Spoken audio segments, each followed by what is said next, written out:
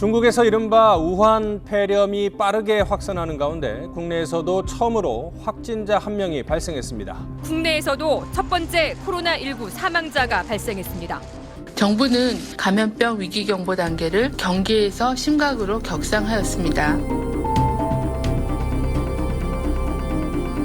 대구의 한 보관창고에 마스크 36,000장을 쌓아놓고 시중에 유통하려던 40대 남성이 약사법 위반 혐의로 입건됐습니다. 뭘 와서 하나도 못 사고 다 되돌아가는 거예요. 막 산에 갔다 약국에 같은 데 좀 못 사니까는 떨어져가지고 없잖아요. 코로나19 여파로 술자리와 외출이 줄었지만 오히려 음주 사고는 늘었습니다. 인천에서 이태원 클럽을 다녀온 20대 학원 강사로 인한 집단 감염이 발생했습니다.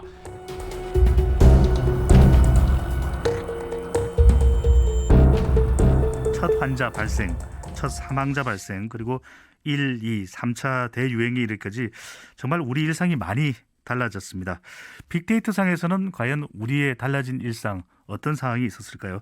반부패 총괄기관이죠. 국민권익위원회와 함께 짚어보겠습니다. 민원정보분석가 김영희 과장님 연결합니다. 김 과장님. 네, 안녕하세요. 김영희입니다. 네, 벌써 1년이 흘렀네요. 첫 확진자가 발생한 이후로 네. 참 많은 어려움이 있고 우리 일상도 많이 변했는데 네. 또 그 어려움을 호소하는 민원도 참 많았을 것 같습니다. 얼마나 많이 발생을 했었나요?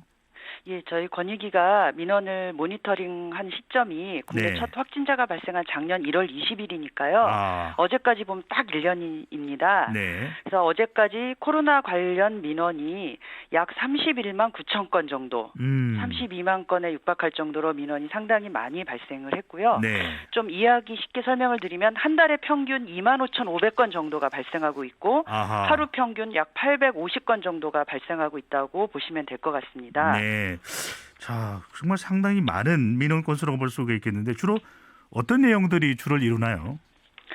일단은 지금 이 민원의 추세가 네. 사실은 코로나 같이 이제 맞물려서 가고 있는데요.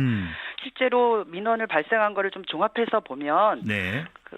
각종 행사나 시설 이용 관련한 이제 제한들이 많습니다. 그러니까 이제 그런 것과 관련한 거, 또 뭐 군인들의 휴가 문의, 시험 관련 문의, 뭐 방역 수칙 위반 신고에 이르기까지 다양한 민원 내용들이 지금 발생하고 있습니다. 네, 그렇군요.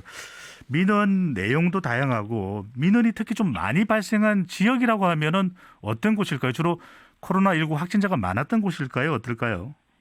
일단은 코로나19가 전국적으로 발생한 문제이기 때문에 네. 기본적으로는 인구수가 많은 서울, 경기 지역이 전체 민원의 절반 정도로 가장 많긴 합니다. 네. 이제 물론 이게 이제 인구도 많지만 이태원 클럽이라든지 뭐 물류센터, 뭐 네. 일부 교회, 광복절 도심 집회에 이르기까지 수도권 감염이 굉장히 높았기 때문에 많이 발생할 수밖에 없는 상황이었고요. 또 그 외에 이제 초기에 신천지 집단 감염이 있었던 대구 지역이 있습니다. 네. 이 대구 지역이 서울, 경기에 이어서 세 번째로 민원이 많이 발생했습니다. 근데 이제 현재 세종시를 제외하고는 이제 제주도가 가장 인구가 적은 지역인데요. 네. 16번째입니다. 근데 이제 민원 발생량은 제주도가 17개 지역 중에 7번째의 순위를 나타내고 있거든요. 그렇다고 보면 인구수나 또 확진자 수를 고려해서 본다 그러면 상대적으로 굉장히 많은 편입니다.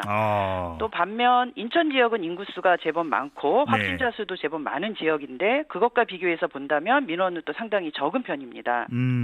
역시 확진자가 많았던 또 수도권이 많았고 그렇지 않은 지역도 있기도 하는데 네. 시기별로 어떤 민원들이 주로 많았을까요? 일단은 전체적으로도 그렇겠지만 말씀하신 대로 시기의 어떤 변화에 따라서 또 민원도 변화가 있었는데요. 예를 들어서 국내 확진자 최초 발생 시기인 초기에는 네. 뭐 중국발 입국 제한을 해달라. 그다음에 코로나 때문에 불안하다. 이제 이런 방역 관련 내용이 많았습니다. 네. 그런데 이제 이런 민원들이 3, 4월로 이동하면서 이제 긴급재난지원금, 온라인 계약, 이런 이제 생활 불편이나 피해 구제 관련 사항으로 이제 점차 증가를 했고요. 네. 또 초기에는 뭐 마스크 대란이 있었지 않습니까? 네. 그래서 이런 어떤 방역이나 예방 물품에 대한 요구가 상당히 많았습니다. 이제 그러다가 마스크 수급 정책 등 이런 이제 관련 정책이 안정화되면서 네. 이런 부분이 상당히 감소를 했고 작년 사실은 4월 9일 저희가 이제 그 교육 정책에 있어서는 사상 첫 온라인 계약이라는 거를 이제 시행을 했었습니다. 네. 근데 그 당시에는 또 온라인 수업에 대한 찬반이나 또 이제 수업 과정에서의 굉장히 불편한 점들 이런 부분들이 상당수 쏟아졌었습니다. 네. 근데 이제 이런 부분도 이제 학부모나 학생 모두가 온라인 수업에 적응해 가면서 민원도 상당히 이제 감소를 했습니다. 네, 그렇군요. 아마도 초기에는 이제 좀 방역 쪽이었다면 이제 시간이 점차 지나면서는 경제 관련 또 민생 관련 민원이 많았다고 볼 수 있겠네요.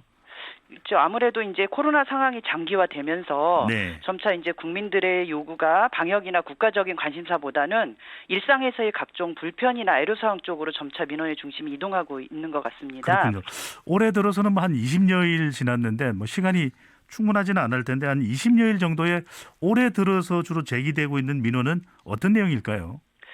네, 그 민원 속에 나타난 일단 키워드를 이제 국민들이 내는 단어들이죠. 네. 그 키워드를 중심으로 해서 살펴보면 좀 다른 양상을 보이고는 있습니다. 이제 작년까지 나타난 민원들을 본다 그러면 주로 이제 좀 전에 말씀드렸던 것처럼 코로나19의 감염 자체와 관련된 단어들, 네. 예를 들어서 뭐 대구, 신천지, 보건소, 뭐 불안감, 뭐 이런 단어들이 많이 표출됐었고요. 초기에는 방역과 관련해서 이제 이슈가 됐던 마스크 또는 뭐 재난 문자, 네. 집합 금지 이런 단어들이 많이 있었습니다. 근데 이제 올해 들어서 나타나는 상위 키워드들을 보면 물론 이제 확진자나 보건소 이런 단어들은 공통적으로 나타나기는 합니다. 네. 그런데 지원금이라든지 소상공인이라든지 자영업자 또는 형평성 이런 단어들이 굉장히 상위 키워드로 올라오고 있습니다. 알겠습니다. 그러니까 이제 새해 들어서는 또 뭐 백신과 관련되는 민원도 제기되는 것으로 보이는데 그만큼 우리 앞에 놓여 있는 여러 과제들이 또 1년을 확진자 이후 1년을 맞아서 좀 해결되는 한 해가 되면 꼭 좋겠습니다. 오늘 말씀 감사합니다. 네, 감사합니다.